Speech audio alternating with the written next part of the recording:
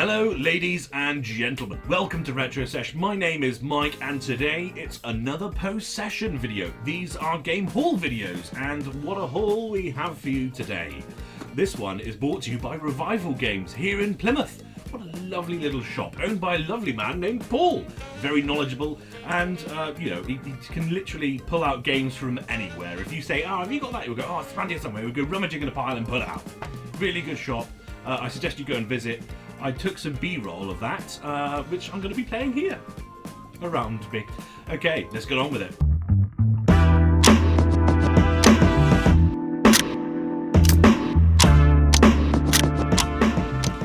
So, let's start off with why I went to Revival Games this morning in the first place. I had a stack of Nintendo 64 games and SNES games. I think it was bigger, probably more like that. Only 2 SNES games and a whole bunch of N64 games.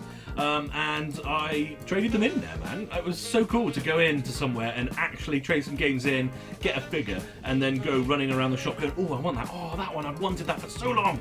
And here we are. I've got a bunch of games from many different platforms, mainly Sega, of course, and I can't wait to show you guys what they are. Let's start off with the Master System.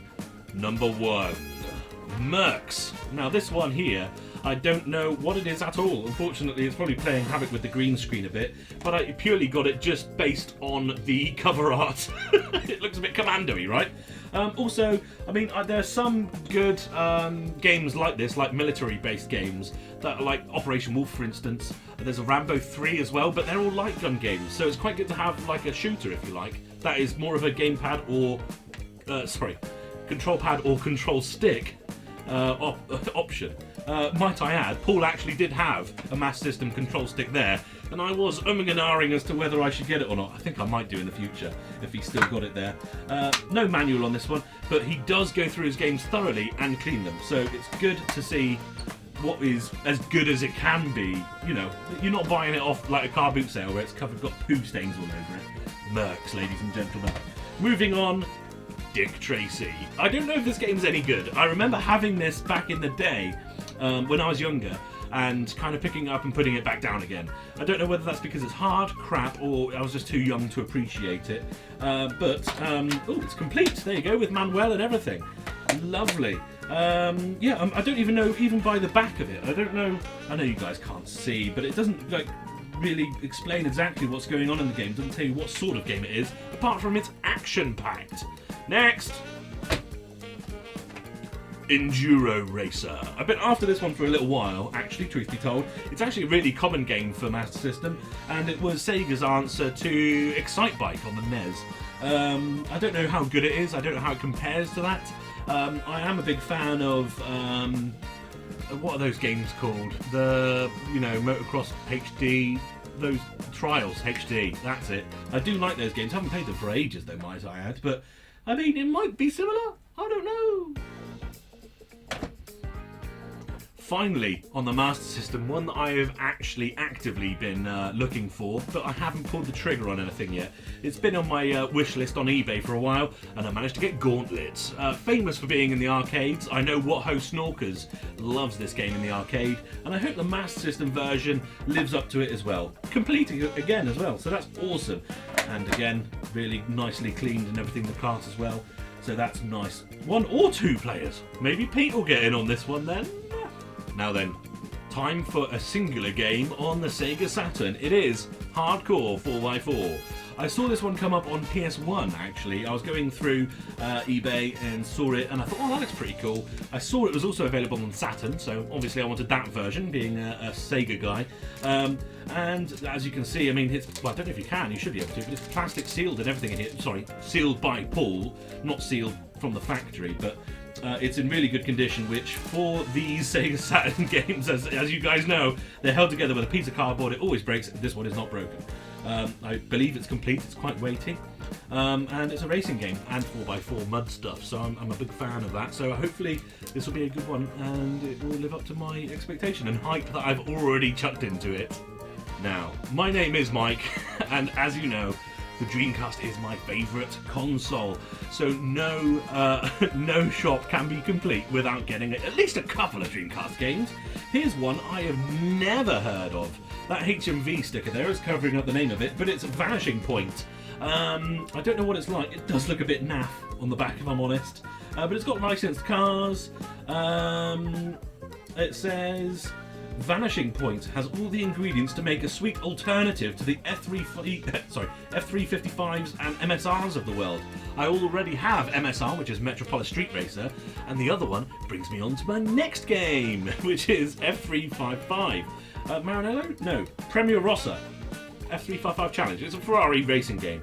I liked Porsche Challenge, which was on the PlayStation. So I know that some licensed games like this can be good, and I'm hoping that this one is alright. I have seen it come up in a few sort of forums where people talk about good racing games on the Dreamcast, so maybe it's alright. Moving on! We're going over to PlayStation land now, ladies and gentlemen. We'll start off with PS1, and we are starting off with Test Drive 6. Not the most common game in the world, it must be said, but it's not expensive either. It's one of those sort of niche-y ones. I'm a big fan of the Test Drive Unlimited series, and I don't think I've only ever tried. There was a really early one. Was it like Test Drive Rally or something on the N64? I don't know. It was crap. Either way, I hope that's not anything like this, because I hope that they kind of learnt their lessons, and this is the 6th one, as the number dictates, and hopefully they vaguely learned what they're doing by now and managed to put a nice racing game together. It's got TVRs, Lotuses, and Dodge cars in there, so I mean it's licensed. Hopefully it'll be all right. 1 or 2 player, lovely.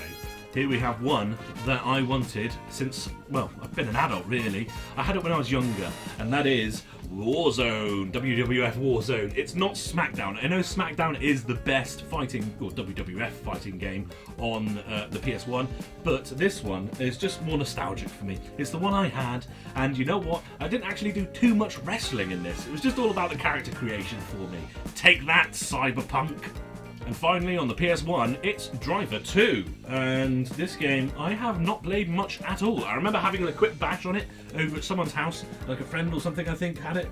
I'm more like Driver 1. This one, you can get out of your car and such like. You could say it was a precursor to sort of like a GTA 3 sort of open world sort of deal, I think. I don't know, though. We'll have to give it a go. 2-player again, apparently, which is a bit weird. I was not expecting that. I literally just saw it. Oh, here we go. Multiplayer mode, split screen, cop chases, and special games. There we go. Looking forward to that. I know that these guys know how to put on a good story, and I hope they managed to convey it as well as they did in the first one. And finally, Gran Turismo 4. There we go. Now I've got all of them, I think. And this one is the 4th.